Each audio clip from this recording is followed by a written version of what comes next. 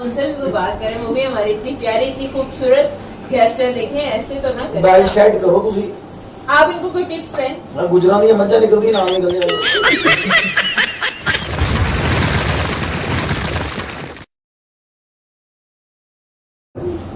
अस्सलाम वालेकुम पाकिस्तान, आप देख रहे हैं WR TV को। हूँ आपकी होस्ट ताबिंदा अली, और जैसे कि हमारे शो का नाम है T time with Tabinda Ali, और जिसने हमारे चैनल को सब्सक्राइब नहीं किया तो जल्दी से सब्सक्राइब करें और बेल आइकन को प्रेस करना हरगिज़ ना भूलिएगा। और क्योंकि आप अपनी फीडबैक से भी हमें कीजिएगा, क्योंकि आपकी राय हमारे लिए बहुत अहम है। तो आज का जो मेरा टॉपिक है वो टॉपिक ये है कि जैसे हम लोग जहाँ पे भी देख लें, किसी सैलून की ओपनिंग देख लें, किसी शॉप की या किसी भी बड़ी चीज़ की ओपनिंग देख लें, तो कोशिश होती है कि जी हम लोग किसी सेलिब्रिटी, बहुत बड़े सेलिब्रिटी को बुलाएं या किसी बड़े पॉलिटिशियन को बुलाएं।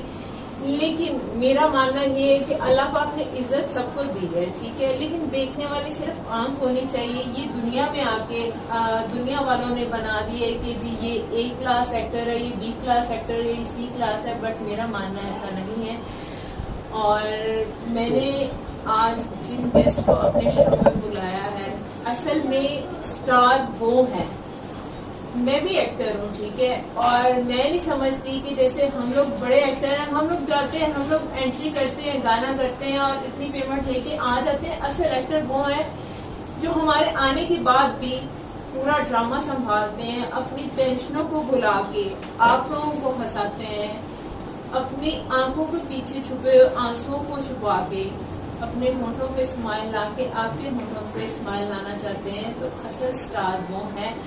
तो ज़्यादा टाइम नहीं लगाऊंगी मैं उनका तारीफ करवाने में। वैसे तो आप सब लोग उनको जानते हैं, लेकिन उनका बहुत शुक्रिया वो हमारे शो में आए, क्योंकि मेरे लिए वो बहुत मोहतरम है। हमारे शो में आए, हमें टाइम दिया, तो चलें आपको उनसे ज़्यादा टाइम ज़ाया ना करते हुए मिलवाते हैं वहीद राय साहब।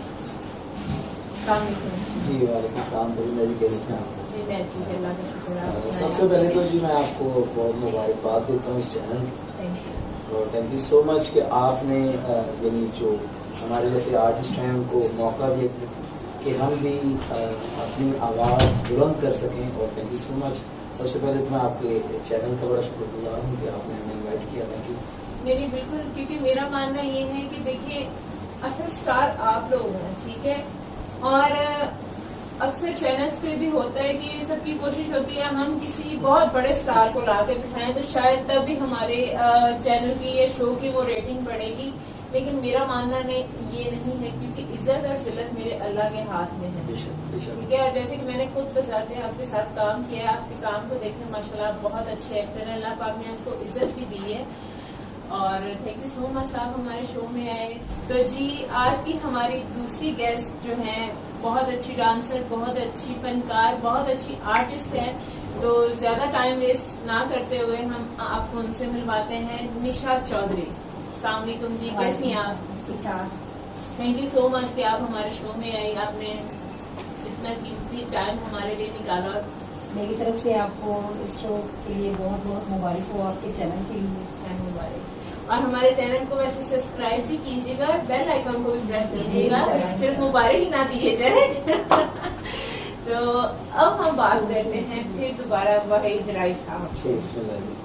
जी वहीद साहब, मैं आपसे कुछ पर्सनल सवाल करूंगी, कुछ प्रोफेशनल, ठीक है, और मुझे उम्मीद है कि आप सच्चाई से उसका जवाब देंगे। मुझे आज ऐसे लग रहा है जैसे मैं ताबिंदा जी के शो पे नहीं, जनता की अदालत में रहता हूँ। सो कंफ्यूजन भी हो रही है, मगर जब जो हो अच्छा हो। हाँ इंशाल्लाह। देखिए सच को आंस नहीं है। जी जी आई नो दैट। अच्छा ऐहो जे सच बोल रहा ना कि मेरा होने वाला घर ना खराब हो जाए। डोंट वरी, ऐसा कोई सवाल नहीं होगा आपसे। यानी कि आपको लगता है कि आपकी करतूतें कुछ ऐसी हैं कि आप कुछ ऐसा मामला हो सकता है? जी अल्हम्दुलिल्लाह करतूतें तो की कह रहे हो? आपकी करतूतें नहीं ऐसी नहीं है। मैं अपने घर में बड़ा नहीं घर में अपने घर में नेक सीरत आदमी हूँ मैं। घर वाले मेरी पाकीज़गी की कस्में उठाते हैं कि ये नहीं है। ये नहीं है, यानी कि शक नहीं, यकीन करते हैं आप। यकीनन वो मुझे समझते हैं कि यार ये, ताकि आपकी क्वेश्चन बताएंगे कि यार मुझे क्या कहना, सच बोलना है, झूठ बोलना है। नहीं, जो भी कहेगा सच कहेगा। अच्छा भाई साहब, आपको फील्ड में कितना अर्सा हो गया? फील्ड में मुझे ताबिंदा जी 1989 में मैं फील्ड में पहला ड्रामा मैंने किया था। कहाँ पर? सरगोदा आर्ट्स काउंसिल, तब ये जो तंबू वगैरह लगते हैं, कनाते लगते हैं, तब सरगोदा आर्ट्स काउंसिल वहाँ इनके थिएटर नहीं होता था? मतलब नहीं होता था, मीन्स के मैं उस दौर से करता आ रहा हूँ जब स्टेज खुद बनाते थे मट्टी का थिएटर में। ये जो मेला मंडी होती थी वहाँ पे बाली जट्टी, नायत हुसैन भट्टी साहब और आलू वार साहब के थिएटर लगते थे, वहाँ पे ड्रामे होते थे, थीम्स होती थी और गाना लगाया नहीं जाता था, गाया जाता था, गा के उस पर परफॉर्म किया जाता था। तो मैं 1989 में फील्ड में आया। पहला ड्रामा मेरा मामा ज़ेरे गौर था, जिसकी टीम थी नईम कश्मीरी साहब थे, मंजर अमीन साहब थे, बीना सैर थी और मेरे डैड मकसूद जाफरी साहब, मकसूद हुसैन जाफरी, वो थे। आपके वालिद साहब भी मतलब इस फील्ड से रिलेटेड, यानी कि जी, आपके जी। घराने से ये जी जी, चीज़ मुझे चल ये रही है। मुझे ये विरसे में काम मिला है और मैं बड़ा खुशकिस्मत हूँ कि मुझे ज़्यादा स्ट्रगल नहीं करनी पड़ी। और मुझे तकरीबन समथिंग Something. 32-33 साल हो गए।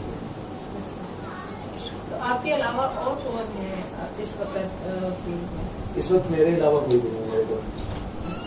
तो मुझे ये बताएं कि आपने जब काम स्टार्ट किया और अब तब के काम में और अब के काम में आप क्या फर्क समझते हैं, या आप समझते हैं कि जो न्यू टैलेंट आप लोगों को देख के आना चाहता है इस फील्ड में या कुछ बनना चाहता है, तो उनको किन मुश्किलात का सामना करना पड़ेगा, या उनको क्या करना चाहिए कि वो मतलब एक अपनी जगह एक मुकाम बना सके? और आपने क्या चेंज देखा मतलब तब के और अब के काम में?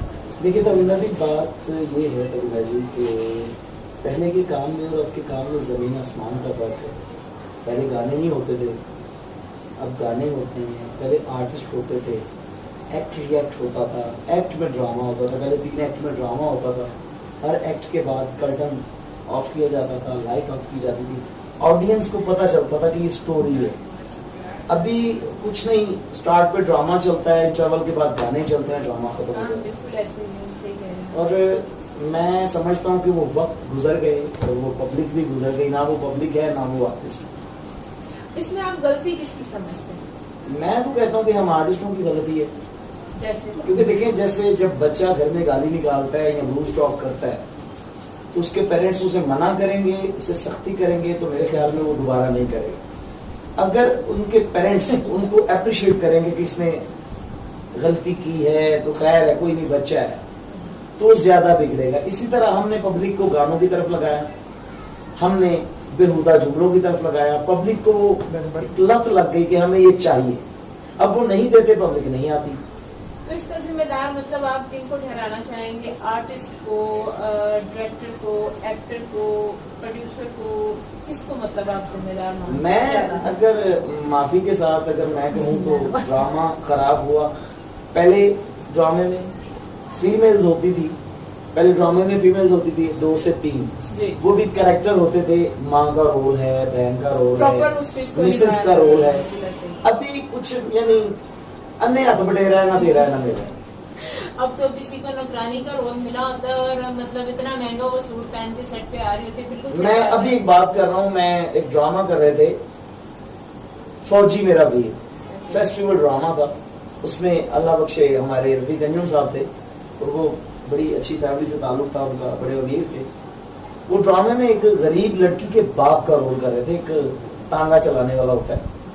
तो जब आए तो उन्होंने डॉन कॉर्लस के बूट पहने थे।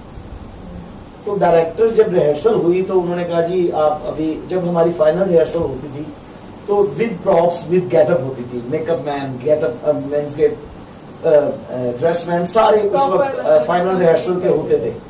सो जिस तरह ड्रामा चलता था एज इट इज, इसी तरह हमें सबको ड्रामा करना होता था। तो रफीक अंजुम साहब ने धोती कुर्ता पहना हुआ था, सलूका जिसे बोलते हैं, जो मंडियों में गरीब लोग पहनते हैं। धोती नीचे पहनी हुई, नीचे उन्होंने डॉन कॉर्लस के बूट पहने हुए। तो वो बहुत बुरा भला कहा। रियाज मलिक साहब थे डायरेक्टर, तो उन्होंने उन्हें कहा कि कौन गरीब आदमी है और कौन तांगे वाला है जो डॉन कॉर्वस के बूट पहनता है। उस वक्त में जो 2500 रुपए के बूट थे, शूज थे, उन्होंने कहा कि डॉन कॉर्वस को गरीब पहनता है, उसकी औकात है कि डॉन कॉर्वस पहने। उससे जाके पूछो कि डॉन कॉर्वस होता क्या है, उसे तो इसके ब्रांड का नहीं पता, तो तुमने ये पहने हुए। इस तरह के ड्रामे होते थे। पूरा एक यानी एक नौकरानी है मैडम नरगिस के पर, आप पुराने ड्रामे देख लें, अगर वो स्टेज पे मैडम नरगिस को मैंने फर्स्ट एंट्री करते हुए देखा है, और मैं उनको दाद देता हूँ कि उन्होंने अपने काम को अपने आर्ट के साथ निभाया, और अब तक उनका नाम है कि ड्रामा शुरू हुआ, कर्टन खोला, मैडम नरगिस आई है तो एक नौकरानी का रोल कर रही है, तो उन्होंने कपड़े भी नौकरानी वाले पहने हुए हैं। बिल्कुल ऐसे ही है। पहले बिल्कुल काम होता था। और चले निशा से भी हम कुछ सवालात करते हैं, आपसे भी माशाल्लाह बड़ा कुछ मतलब जानने को मिला, नॉलेज नहीं खड़े नहीं हुई, इसीलिए हमने बिठाया हुआ है ना इनको। जी जी अच्छी बात। हाँ देखिए आपके साथ बिठाया हुआ है, कपड़े भी आप दोनों के मैचिंग है, ब्लैक ब्लैक है। हाँ जी हाँ जी। कुछ कहना चाहेंगे आप? नहीं कुछ भी नहीं है इस मामले में, तुसी एवं कोई रिश्ता ना कर लेना तो मैं भैन भरा मैंने कहा अभी आप वो गाना ना शुरू कर दें, काले कपड़े से ढोला मशकूक लगता है, तो वो मैंने कहा शायद पहले आपसे क्लियर कर दूं। नहीं हमारे काबिल एहतराम है। हाँ तो निशा जी आप मुझे ये बताएं कि आपने अब तक जितना भी काम किया, आपका एक्सपीरियंस कैसा रहा? ठीक रहा है। ठीक मतलब कि मुझे अब ये काम अच्छा नहीं लगता। क्यों? रिक्शा चलाओ। नहीं मतलब मैं आई तो बड़े शौक से थी। अच्छा ठीक है। नहीं मतलब आपको शौक था या फैमिली को सपोर्ट करना चाहती थी, मतलब क्या? ये मेरी मजबूरी थी। मजबूरी थी। जी बिल्कुल। और बस कुछ शौक भी था, और जब मैंने देखा कि मुझे कोई रोजगार नहीं मिल रहा, तो फिर मैंने ये एक शॉर्टकट जो होता है ना, बंदा स्टेप लेता है, तो मैंने यही चुना। तो फिर उसके बाद तो आपको क्या लगता है आपका ये फैसला सही था? ठीक भी था और नहीं भी था बस। नहीं तो मतलब आप जब फील्ड में आई हैं तो कितनी देर हो गई आपको फील्ड में? मुझे 7 साल हो गए। 7 साल हो गए हैं। तो इन 7 सालों में मतलब आप अपने आप को कहाँ तक लेके आई हैं, अपना मुकाम कहाँ तक बना सकते हैं? मैं जहाँ थी वहीं हूँ अभी। पहले सोफे तो 2 बंदे थे जिसमें गले बैठे लागे है। This is not fair. आमीन जी। मैंने तो अंग्रेजी की समझ नहीं हूँ ना। आमीन जी तो हम लेते हैं अभी यहाँ पे एक छोटा सा ब्रेक के बाद इंशाल्लाह आपसे फिर दोबारा मुलाकात करवाएंगे अपने गेस्ट की। जी तो हम ब्रेक से वापस आ चुके हैं। अब हम अपने गेस्ट से दोबारा बातचीत शुरू करते हैं। तो जी वहीद रही साहब क्या बात कर रहे हैं? बुहा लोहा कर लो कि बोसी ना जान पैर पे नहीं बोस जाए, अल्लाह माफ करे, उस जिंदा है दुश्मन रुमान देता है। ਤੁਸੀਂ ਵੀ ਪੰਜਾਬੀ ਬੋਲਦੇ ਨਹੀਂ ਹੋ ਮਤਲਬ ਤੁਸੀਂ ਵੀ ਅਸੀਂ ਹੋ और बस कर रहे पाटे सराने। बोलती भी है थे। तो तुसी भी समझा घूमी से। माशाल्लाह जी माशाल्लाह, आपसे मिलके मुझे जरा खुशी नहीं हुई। सर जी कोई बात नहीं, शगे भी तो आप नहीं है। जिंदे रहे थे मेरे से बात ही जे। वैसे तबिंदा जी मुझे बहुत खुशी हुई आपके चैनल पे, आपके प्लेटफॉर्म पे आके मुझे मजा आया, और मेरी खुशकिस्मती है कि मैं सारी जिंदगी जू नहीं गया। यानी कि आप अपने आप को मतलब क्या समझते हैं कि आप अपने आप को समझ रहे हैं कि जैसे कि कोई आपके अमल है या मतलब नहीं बब्बर शेर भी होता है, इसमें कोई बड़ी बात नहीं। बब्बर शेर बब्बर शेर भी होता है, रिच भी होता है ना। आप वही दिखा रहे हैं आप अपने आप को मतलब समझ क्या रहे हैं? नहीं मैं कुछ नहीं समझ रहा, ये तो आपका प्यार है कि आप मुझे टाइगर समझ रही नहीं हैं। मैं कहाँ समझ रही हूँ आपको टाइगर, ये तो आप खुद से मियां मिट्ठू बन रहे हैं। यार तुझे मैंने इतने बिस्ती कराने बुलाया था। पौधे छुपाना भी हमने बिस्ती आपको महसूस हो रही है? नहीं किस्मतदार फैमिली से ताल्लुक रखता है। अल्लाह माफ करे, फैमिली तक कौन जा रहा है? ਤੁਸੀਂ ਘਟਣ ਹੀ ਨਹੀਂ ਰਹੇ ਕਿਤੇ, ਤੁਸੀਂ ਤੇ ਮੇਰੀ ਕਰੀ ਜਾਂਦੇ ਹੋ ਮਿੱਠੇ क्या? ਵਿੱਚ ਅੰਗਰੇਜ਼ੀ देखिए, ਚੁੰਤਾ मीठी ਕਰ कर रहे हैं। ਹਾਂ ਤੇ ਵੇਖੋ ਨਾ ਤੁਸੀਂ देखिए नेवर माइंड, थोड़ा सा हंसी मजाक तो चलता है। ਤੁਸੀਂ ਕਿਤੇ ਫਿੱਟ ਰਹੋ ਸਾਡੀ ਆਪਸ ਦੀ ਗੱਲ। नहीं प्लीज आप उनसे भी कोई बात करें, वो भी हमारी इतनी प्यारी इतनी खूबसूरत गेस्ट है, देखें ऐसे तो ना करें। ਬੈਲਟ ਸ਼ਾਈਟ ਕਰੋ ਤੁਸੀਂ। आप इनको कोई टिप्स दें। ਨਾ ਗੁਜਰਾਂ ਦੀਆਂ ਮੱਝਾਂ ਨਿਕਲਦੀ ਨਾਲ ਨਿਕਲ ਜਾਏ। ਵਾਹ ਤੇ ਵਾਕ ਸ਼ੌਕ ਇਹ वैसे मैं जट फैमिली तो बिलोंग करनी है, लेकिन मैं कट नहीं सकती हूँ। ਤੁਸੀਂ ਘੱਟ ਵੀ ਨਹੀਂ ਸਕਦੇ, ਤੁਹਾਨੂੰ ਆਰੇ ਤੇ ਜਾ ਕੇ ਸਲਿੱਪ ਕਰਾਉਣਾ ਪੈਣਾ। ਕਿੱਕਰ ਕਹਿ ਰਿਹਾ ਮੈਂ ਤੁਹਾਨੂੰ। ਜਾਂ ਤੁਸੀਂ ਇੱਕ ਕੰਮ ਕਰੋ, ਬਿਲਕੁਲ ਨਾਰਮਲ ਗ਼ਜ਼ਾ ਖਾਓ, ਬਿਲਕੁਲ। ਇਹਦਾ ਕੀ ਗੱਲ ਹੈ, ਦੇਖੋ ਸਾਡੀ ਜਿਹੜੀ ਗ਼ਜ਼ਾ ਹੁੰਦੀ ਹੈ ਨਾ ਬੜੀ काउंट करती है इस चीज ਨੂੰ ਸਾਡੀ ਡਾਈਟ ਨੂੰ ਸਾਡੇ ਫਿਗਰ नहीं ਨੂੰ बिल्कुल हम लोग ਬੜੀ ਨਾਰਮਲ ਗਿਜ਼ਾ ਤੁਸੀਂ ਟਿਸ਼ੂ ਖਾਇਆ ਕਰੋ अपनी खुराक मैंने ना दसो टिश्यू क्यों खाएं? सॉफ्ट गिज़ा है बड़ी हल्की सी सॉफ्ट मतलब वो आप उसको फिट रहने के लिए बताए ना, आप तो वो बता रहे हैं कि अल्लाह माफ करे जैसे उसके दांत नहीं है उसको मुंह में खुरदे टिश्यू जाके, आप तो वो गुज़ा बता आप रहे हैं। बहुत अच्छी हैं आप तो फिर आप मेरी मीठी मीठी कर क्यों रहे हैं? नहीं मैं मेरी जरूरत है ना आपकी। बात ये कि तबिंदा जी ने हमें बुलाया है और मैं बड़ा शुक्रगुजार हूँ। जी ये सारा हंसी मजाक तो चलता रहेगा। अब हम अपनी मेन बात की तरफ जाते हैं। तो मुझे आप ये बताएं कि जैसे कि लड़कियों से तो सीटें मांगते हैं कि ठीक है, प्रोड्यूसर का पहला सवाल होता है, निशा जी आपसे भी मैं पूछूंगी कि लड़कियों से सीटें मांगते हैं कि जी आप हमें सीटें दें, आपसे क्या डिमांड करते हैं? मेरे को इतना सीटा मरो साढ़े को सिगटा मंगते हैं तू सीधा कह साढ़े को सिगटा मंगते हैं वो भी पर क्या हुई नहीं यार चैनल बच्चे भी देते या हैं। चलो दो आओ हाँ जी सीटें मांगते हैं। हाँ अच्छा, जैसे लड़कियों से तो डिमांड की जाती है कि जी हमें सीटें दें या हमारे साथ रिलेशन रखें, आपसे अब कोई डिमांड रखते हैं मतलब मेल से? बड़ा फनी सा सवाल किया आपने कि नहीं, मैं तो तारीफ कर देती है। ओहो, मैं बात ये कर रहा था कि डिमांड हमारे साथ भी यही होती है कि जी आपकी पब्लिक है तो आपको हमने इतने पैसे देने हैं, तो आपकी भी कुछ टिकटें हैं, कुछ सीटें हैं। एक प्रोड्यूसर ने मुझे कहा था कि आपकी सीटें हैं, फिर एक थिएटर में लगी हुई थी, मैंने उनको यूज में ला के दी 6 सीटें, मैंने कहा मेरी ये लगवा दें, बंदे तुसी आप होना। आपका ये जवाब मुझे बहुत पसंद आया। सो देखिए आर्टिस्ट मेहनत करता है कि मैं अपनी दिल से मेहनत करूं और पब्लिक मुझे अप्रिशिएट करे। पब्लिक का आना ना आना ये आर्टिस्ट के हाथ में नहीं है, हो आर्टिस्ट हो आप ठीक है। पब्लिक जब हमारा ड्रामा शुरू होता है तो प्रोड्यूसर पब्लिसिटी इतनी करे कि पब्लिक हाउसफुल हो, फिर आर्टिस्ट अपनी इतनी मेहनत करे कि वो हाउसफुल कम ना हो। अगर पहले दिन इतनी पब्लिक आती है तो आर्टिस्ट उनको मुतासर करता है अपने फनी जोक से, अपनी जुगतों से या अपने कुछ करेक्टर से, तो फिर वो पब्लिक एक जकड़ी जाएगी, फिर वो पब्लिक कहेगी मैंने जाना है। जब पहले दिन 60 बंदे होंगे 70 बंदे होंगे तो आर्टिस्ट कहाँ से लेके आएगा? और इसमें कितनी सच्चाई है?